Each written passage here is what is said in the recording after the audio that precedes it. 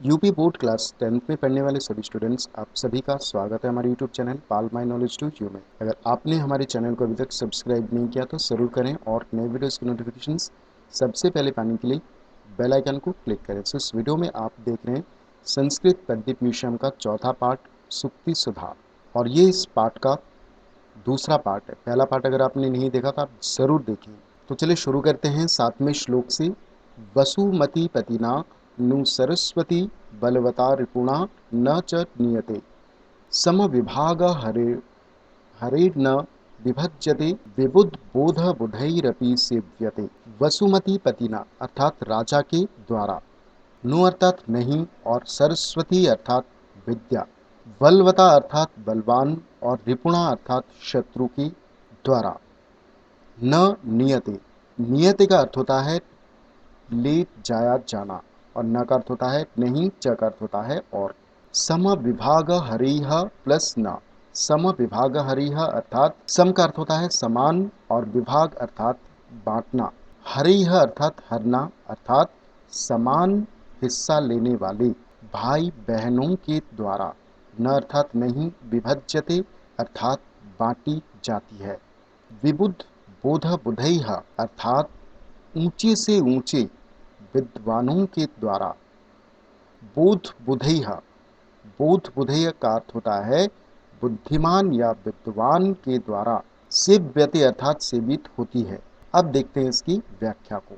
तो देखिए, सरस्वती अर्थात विद्या, वसुमती पति नाम अर्थात राजा के द्वारा, च अर्थात और, बलवान शत्रु के द्वारा, बलवता रिपुणा अर्थात बलवान शत्रु के द्वारा नहीं ले जाई जाती है, अर्थात विद्या को कोई नहीं छीन सकता, चाहे वो राजा हो या फिर बलवान शत्रु ही क्यों ना हो। सरस्वती अर्थात विद्या को कोई नहीं लेके जा सकता है। ठीक है ना, तो ये इसका तात्पर्य था। और यह समान हिस्सा लेने वाले भाई बहनों के द्वारा भी बांटी नहीं, न का अर्थ होता है नहीं, जा सकती है। धन संपत्ति ये सारी चीजें भाई बहनों के द्वारा समान भागों में बांटी जाती है, लेकिन विद्या सरस्वती एक ऐसी वस्तु है, एक ऐसी चीज है जो भाई बहनों के द्वारा भी बांटी नहीं जा सकती है। और ये केवल विबुध बोध बुधैरपि सेव्यते, ये केवल ऊंचे से ऊंचे विद्वानों के द्वारा ही सेवित होती है। तो विद्या पर अधिकार सिर्फ विद्वानों का ही होता है। तो कहने का तात्पर्य यह है कि विद्या को न राजा लेके जा सकता है, और ना ही कोई बलवान शत्रु ही इसे लेके जा सकता है, और ना ही भाई बंधुओं के द्वारा या भाई बंधुओं में बांटे जा सकते हैं। यह तो सिर्फ विद्वानों के द्वारा ही सेवित है। चलिए आगे देखते हैं 8वें श्लोक को। लक्ष्मीनम या याचकदुहु कहारिणी विद्या नया अप्यच्युत भक्तिकारिणी पुत्रो न यह पंडित मंडलाग्रणि सा नैव स नैव नैव। या अर्थात जो, लक्ष्मीणम अर्थात जो लक्ष्मी, याचक दुख हारिणी, 3 शब्द देखिए, याचक दुख हारिणी अर्थात जो लक्ष्मी, याचक अर्थात मांगने वालों के, दुख अर्थात दुखों को, हारिणी का अर्थ होता है दूर करने वाली, और न का अर्थ होता है नहीं, अर्थात जो लक्ष्मी मांगने वालों के दुखों को दूर करने वाली, न अर्थात नहीं है, वह लक्ष्मी नहीं है, वो लक्ष्मी नहीं है।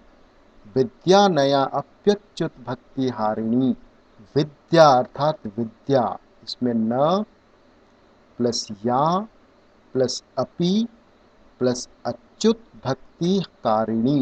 न का अर्थ होता है नहीं, या का अर्थ होता है जो, अपि अर्थात भी, और अच्युत भक्ति कारिणी, भक्ति कारिणी अच्युत का अर्थ होता है विष्णु, तो विष्णु की भक्ति कारिणी अर्थात उत्पन्न करने वाली, अर्थात जो विद्या, अपि अर्थात भी, अर्थात जो विद्या भी भगवान विष्णु की भक्ति उत्पन्न करने वाली, न अर्थात नहीं है, वह विद्या नहीं है।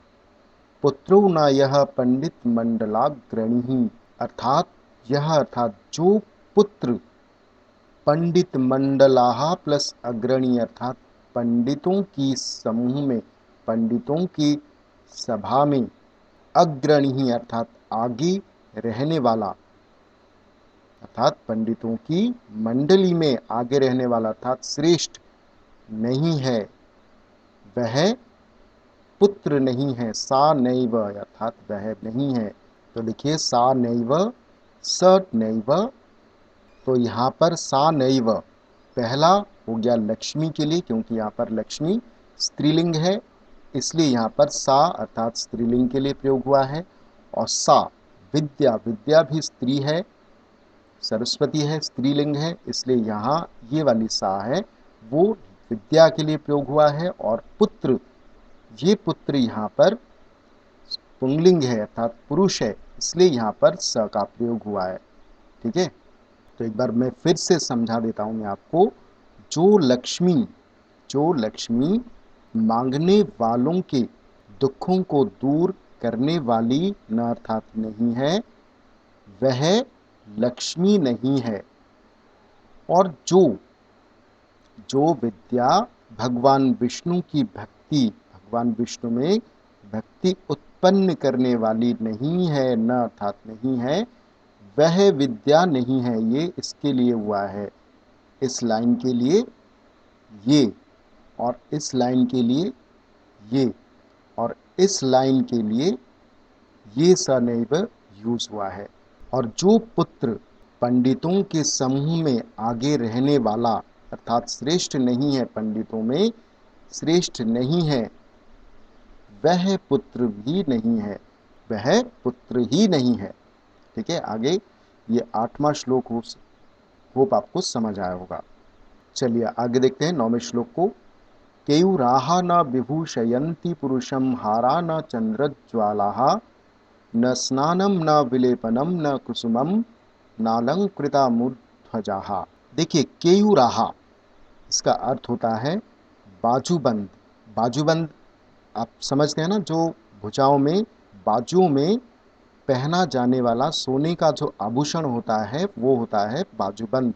न विभूषयंती अर्थात न का अर्थ होता है नहीं, और विभूषयंती अर्थात सजाते हैं, पुरुषम अर्थात पुरुष को, हारा अर्थात हार, न अर्थात नहीं, और चंद्रोज्ज्वला अर्थात चंद्र के समान उज्ज्वल, प्रकाशमान, उज्ज्वल अर्थात प्रकाशमान, उज्ज्वल।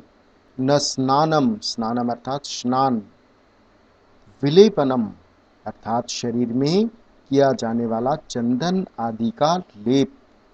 न कुसुमम, कुसुम अर्थात फूल। न अलंकृता, न अर्थात नहीं, और अलंकृता, देखिए यहाँ पर अलंकृता, न प्लस अलंकृता, अलंकृता अर्थात सजे हुए, और न अर्थात नहीं।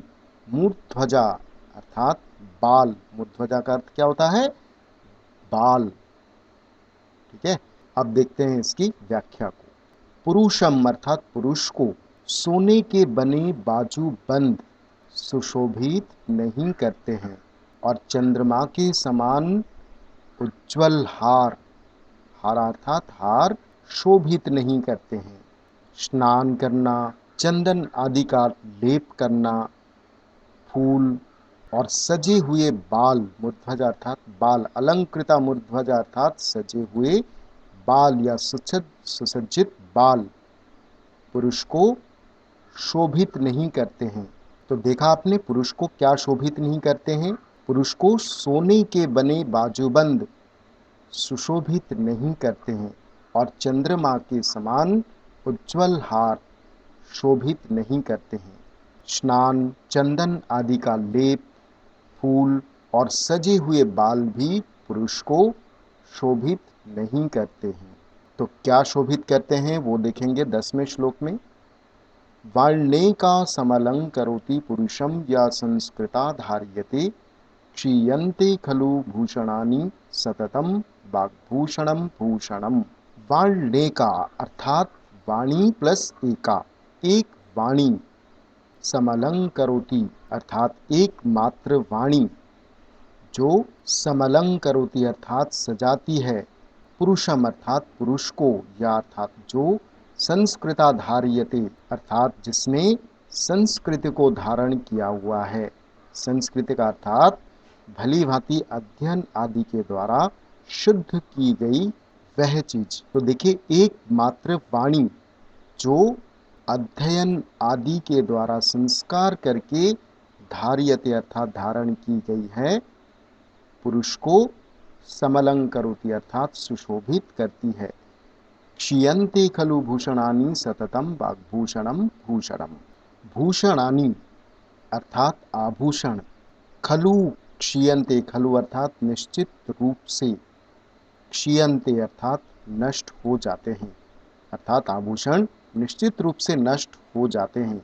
लेकिन वाग्भूषणम अर्थात वाणी रूपी आभूषण ही सततम अर्थात निरंतर या सदा, भूषणम अर्थात आभूषण है जो कभी भी नष्ट नहीं होते हैं। अर्थात वाणी रूपी आभूषण ही सच्चा आभूषण होता है जो कभी भी क्षीयन्ते अर्थात नष्ट नहीं होता है। तो आभूषण तो निश्चित रूप से कभी ना कभी नष्ट हो ही जाते हैं, लेकिन जो वाणी रूपी जो भूषण है, आभूषण है, वो सदा के लिए आभूषण बने रहते हैं जो कभी भी नष्ट नहीं होते हैं। तो ये था 10वें श्लोक की व्याख्या। होप आपको ये पूरा चैप्टर और ये पार्ट आपको समझ आया। आप हमें कमेंट सेक्शन में अपनी राय बता सकते हैं। मिलते हैं अगले वीडियो में। Thank you.